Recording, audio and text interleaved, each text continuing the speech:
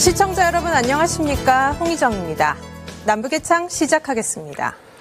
안녕하십니까? 김명주입니다. 오늘 주요 소식부터 보시겠습니다.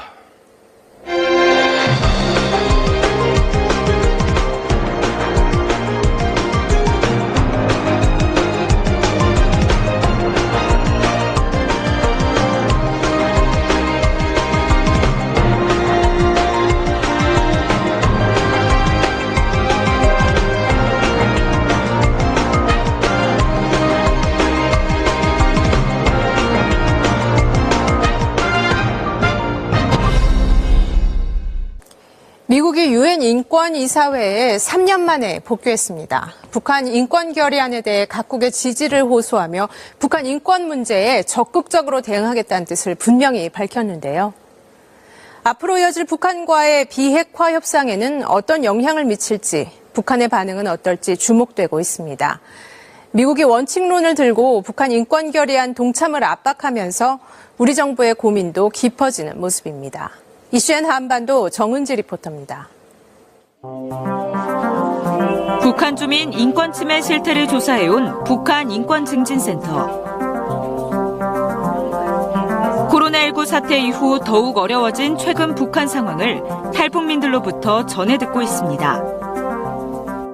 이동 자체를 금하니까 이런 물건들도 수요는 있는데 거의 주민들이 원하는 공급이 제대로 이루어지지 못하고 있고 소독수 같은 것도 없어서 지금 막 10m 간격으로 소독수를 이렇게 뿌리면서 소독을 하는데 그 소금물을 뿌리고 있다고 하더라고요.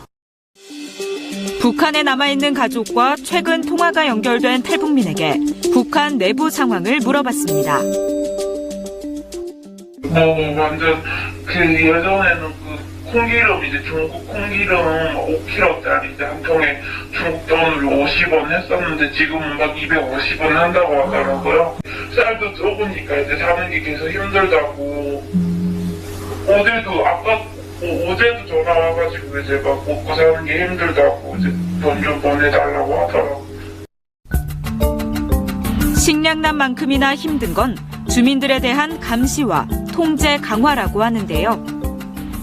포랑 설치해가지고 지금 그냥 가면은 써라고 해가지고 지금 저희 사는 지역 쪽에도 포 설치했다고 하더라고요. 저번에도 이제 막 저녁 8시에 통금 시간 맞춰가지고 그래가지고 막 총도 쏘고 한다고 하던데요.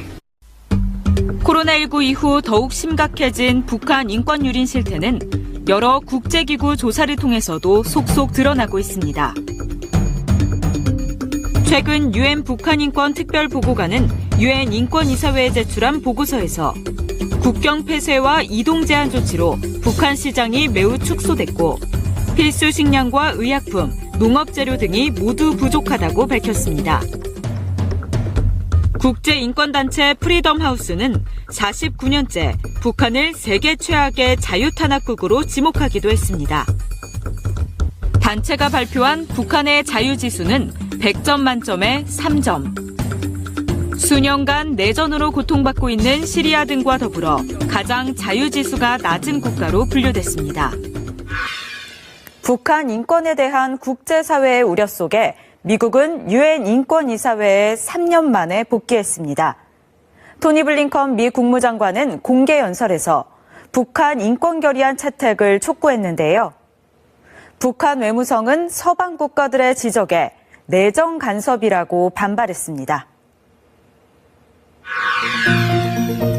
미국은 오바마 전 대통령 취임 이후인 2010년부터 2018년까지 북한 인권 결의에 공동 제안국으로 참여해왔습니다. 하지만 트럼프 행정부는 이스라엘에 대한 불균형적 시각을 이유로 2018년 6월 인권이사회를 탈퇴했습니다. 이후 미국은 비핵화 협상을 위해 북한 인권 문제를 거의 거론하지 않았습니다. Mr. President, how can him love his people if he's killing them? I can't speak to that. I can only speak to the fact that we signed an incredible agreement. 바이든 정권으로 바뀐 미국은 3년 만에 유엔 인권이사회에 복귀했습니다. The Council to support resolutions at this session addressing issues of concern around the world, including ongoing human rights violations in Syria and North Korea, the lack of accountability for past atrocities in Sri Lanka, and the need for further investigation into the situation. 블링컨 장관은 연설 이후 별도의 성명을 내고 북한 인권조사 필요성을 강조하면서 불의와 폭정에 맞서 싸우는 이들을 지원해야 한다고 했습니다. 바이든 행정부의 대북 전략이 아직 구체적인 윤곽을 드러내지 않은 가운데 북한 수뇌부를 겨냥한 원색적인 표현이 나왔다는 점에서 주목을 끌고 있습니다. 인권에 대해서는 중국의 인권 문제를 심각하게 제기를 하고 있고 그 외에도 예멘에 뿐만 아니라 또 미얀마 최근에 그 버마 사태도 있지 않았습니까? 그런 데서 인권 문제를 계속 얘기를 하고 있어요. 북한과의 어떤 협상이 시작이 되거나 관계가 시작이 된다면 어떤 형태로든지 인권 문제를 제기할 가능성은 크다라고 생각합니다. 북한은 곧바로 반발했습니다. 북한 외무성은 지난 1일 인터넷 홈페이지에 올린 글에서 서방 국가들이 자기들의 인권 기준으로 다른 나라 이미지에 먹칠을 하고 있다며 서방 국가야말로 테러와 성폭행, 인종차별 등이 성행하고 있다고 비난했습니다. 특정 국가를 언급하진 않았지만 최근 유엔 인권이사회에 복귀한 미국을 염두에 둔 것으로 추정됩니다. 북미 양측이 인권 문제를 놓고 기싸움을 시작한 상황. 인권 문제가 향후 북미 비핵화 협상에도 적잖은 영향을 미칠 것으로 전망됩니다. 그렇다면 2018년까지 북한 인권결의 공동제안국에 이름을 올렸던 우리 정부는 지금 북한 인권에 대해 어떤 입장일까요? 지난 2019년과 지난해에는 합의 채택 과정에만 참여하고 공동제안국에선 빠졌는데요. 남북관계 특수성과 비핵화 협상 상황 등을 고려한 조치였습니다. 지난달 23일 있었던 유엔 인권이사회 연설. 최종문 외교부 2차관은 북한 인권 상황에 대한 우려를 표명하며 북한 주민 인권 증진을 위해 국제사회와 협조하고 있다고 말했습니다. 코로나19와 자연재해 그리고 대북 제재로 북한 인권 문제가 더 심각해졌다고 강조했습니다. Concerns of the human rights situation should not hinder us from paying attention to the humanitarian situation in North Korea. 미국 새 행정부가 국제사회의 북한 인권결의 동참을 호소하고 나선 가운데 우리 정부의 최종 입장은 아직 나오지 않고 있습니다. 현재 북한 인권 결의안 추진 관련해서 우리 정부의 입장은 최종적으로 결정된 바는 없습니다.